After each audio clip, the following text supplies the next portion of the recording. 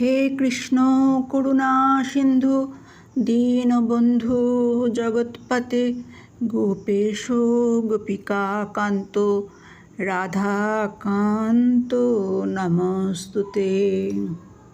প্রিয় ভাই বোন বন্ধু গুরুজন সকলকে আন্তরিক শ্রদ্ধা এবং ভালোবাসা জানাই। আজকে আমরা শুনছি স্বামী ভূতেশানন্দজি মহারাজের গ্রন্থ থেকে বিভিন্ন ভক্তের বিভিন্ন রকম প্রশ্নের উত্তরে মহারাজ কী বলছেন, আজকে সেটাই শুনব।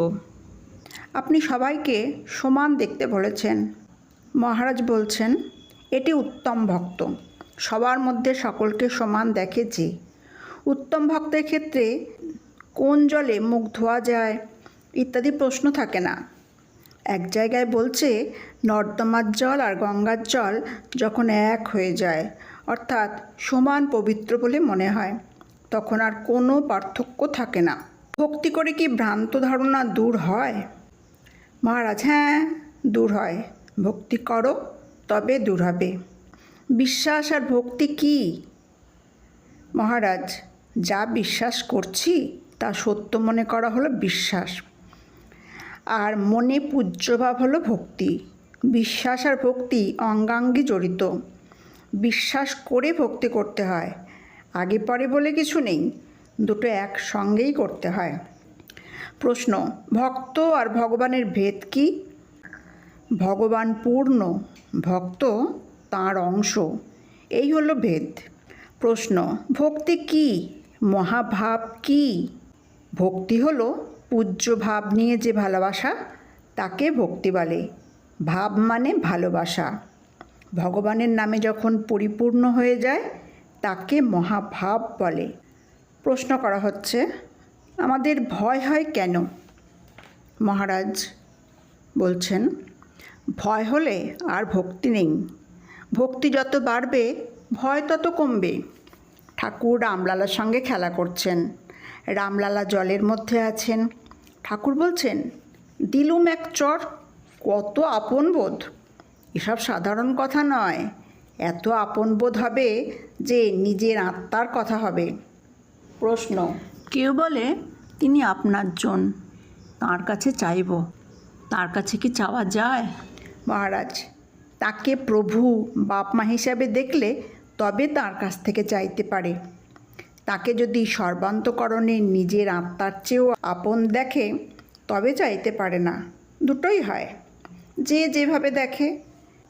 এক কথায় কোনো স্বার্থবুদ্ধি থাকবে না। ভগবানের কাছে যাবার এটাই মাপকাঠি। মহারাজ, ভক্তি কি করে হবে? ভক্তি করতে করতে ভক্তি হবে, তাকে চিন্তা করতে করতে হয়। কি করে ভালোবাসতে হয় তা তো কেউ শেখাতে পারে না। এরকমভাবে অনুশীলন করতে করতে ভালোবাসা হয়, ভালোবাসা বাড়ে। প্রশ্ন, ভক্তির মধ্যে ভালোবাসা শ্রদ্ধা একসঙ্গে মেশানো আছে? মহারাজ, হ্যাঁ, ভালোবাসা শ্রদ্ধা ভক্তিতে মেশানো থাকে, পূজ্য ভাব। ভালোবাসা যত বাড়বে তত ঘনিষ্ঠতা অনুভব করবে, দূরে সরে যায় না। যা আমাদের বন্ধন করে তাকে মায়া বলি, যা আমাদের মুক্ত করে তাকে ভক্তি বলি। প্রশ্ন, উর্জিতা ভক্তি বা পরাভক্তি কি? উত্তরে মহারাজ বলছেন, উর্জিতা ভক্তি হলো প্রবল ভক্তি। পরাভক্তি মানে শ্রেষ্ঠ ভক্তি, যার পরে কোনো কথা নেই। অহেতুকী ভক্তি মানে কোনো কারণ নেই, ভক্তি আসছে, বেগের উপর নির্ভর করে। শুদ্ধা ভক্তি হলো কোনো কামনা শূন্য ভক্তি। উর্জিতা ভক্তি প্রবল ভক্তি। এগুলি ভক্তির বিভিন্ন স্তর, বললে হবে না। সাধনার বিভিন্ন স্তরে ভাব অনুযায়ী এই প্রকার ভক্তি হয়। প্রশ্ন, এক ভক্তের মধ্যে 100 ভক্ত কি করে দেখেন? মহারাজ, একই 100, 100তে যত প্রভাব হয়, একের মধ্যেও সেই প্রভাব হয়। প্রশ্ন, ভ্রম দূর করতে কি পারবো? ভক্তি থেকে রিয়েলাইজেশন করা যায়? মহারাজ, হ্যাঁ, হবে, পারবে। অটো সাজেশন করে যদি ভক্তি হয়, তবে তাতে দোষ কী? আমার ভিতরে সর্বশক্তিমান আত্মা রয়েছে, এরকম ভাবতে ভাবতে সর্বশক্তিমান হবেই হবে। তার কারণ তোমার ভিতরে অনন্ত শক্তি রয়েছে, তা তুমি জানো না। এইটি তোমাকে ঠিক পথেই নিয়ে যাবে। যে যার প্রবণতা অনুযায়ী চলবে, সবাই কি একরকমভাবে চলবে? প্রশ্ন: বলা হয় ভক্তি যেখানে শেষ হয় সেখান থেকে রিলিজিয়ান শুরু। বেদান্ত জ্ঞানীর পক্ষে সম্ভব হলেও সাধারণ মানুষ কি করবে? মহারাজ বলছেন, সাধারণ মানুষ অভ্যাস শুরু করতে পারে। প্রতিষ্ঠিত হওয়া সবার পক্ষে সম্ভব নয়, কিন্তু অভ্যাস তো সকলেই করতে পারে। তাকে স্মরণ করার উপায় কি মহারাজ? বাসে বসেও কি তার চিন্তা করা যায়? উত্তরে মহারাজ বলছেন, সমস্ত কাজের মধ্যে তার চিন্তা করা অভ্যাস করে যাওয়া। সব রকম কাজের ভিতর তাঁর চিন্তন। সব সময় হয়তো পারবে না, যতটা পারবে ততটা করবে। অন্য কাজকে যেমন প্রাধান্য দাও, তেমনি তার নাম করা জপধ্যানকেও প্রাধান্য দিতে হবে। হ্যাঁ, বাসে বসেও তার চিন্তা করতে পারো, খুব পারো। রোগশয্যায় শুয়ে শুয়েও পারো। সর্বপ্রকারে তার চিন্তা করবে। তার চিন্তা যখন করবে তখন হৃদয়ে চিন্তা করবে। তোমাকেই অভ্যাস করতে হবে। শয়নে প্রণাম জ্ঞান, নিদ্রায় করো মাকে ধ্যান। আহার করো মনে করো, আহুতি দিই শ্যামা মাকে। নগর ফেরো মনে করো, প্রদক্ষিণী শ্যামা মাকে। আমার আত্মা তুমি, শরীর তোমার মন্দির। আমি যখন ঘুরে বেড়াই মনে হয় তোমাকে যেন প্রদক্ষিণ করছি।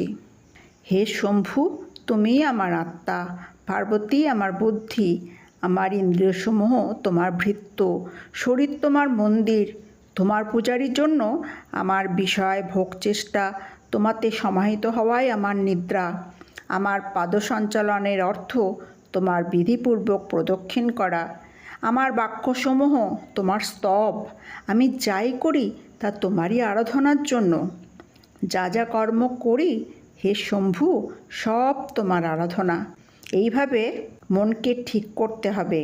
প্রশ্ন: শিব আত্মা, পার্বতী আমাদের বুদ্ধি, কেন এরকম? মহারাজ, শিবকে বলা হলো কেন আত্মা? শিবের পত্নী হলেন পার্বতী। তিনি শিবের শক্তি, অর্থাৎ আমার যে বুদ্ধি তা তোমার শক্তি থেকেই পাচ্ছি। প্রশ্ন: তাকে কিভাবে দেখব?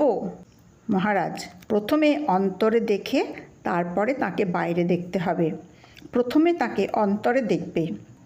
প্রশ্ন করছেন ভক্ত, কৃষ্ণরূপে নাচছেন বলতে আমরা কি বুঝব? মহারাজ, বেদান্তের যে সিদ্ধান্ত পরম তত্ত্ব, তিনি কৃষ্ণরূপে নাচছেন। প্রশ্ন করা হচ্ছে, তাকে বিষয় করে জানা যায় না, তবে কি শক্তি নাচছে? মহারাজ বলছেন, সে তোমাদের বোঝাবার জন্য বলছেন। যিনি পরম তত্ত্ব তিনি কৃষ্ণরূপে নাচছেন। পরম তত্ত্বকে বিষয়রূপে অনুভব করা যায় না, কিন্তু তত্ত্ব হিসাবে মন যার শক্তি, শক্তিমান সেই তত্ত্ব। ভাব হচ্ছে, যাকে তুমি পরম তত্ত্ব বলে বলছো সেই পরম তত্ত্ব শ্রীকৃষ্ণরূপে তোমাদের কাছে প্রকাশিত হচ্ছেন। আমরা অখণ্ডকে ধরতে পারি না বলে তিনি যেন নিজেকে সংকুচিত করে আমাদের জন্য সব করছেন। একে বলা হয় লীলা। কি করে তার আপনার হওয়া যায়?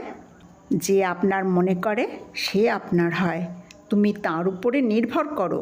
তেঁতুল গাছে যত পাতা তত জন্ম পরে মুক্তি লাভ হবে শুনেও কেন মুক্ত হওয়া যায়? এ কথা কেন বলা হলো? অর্থাৎ সময়ের কোনো মূল্য নেই।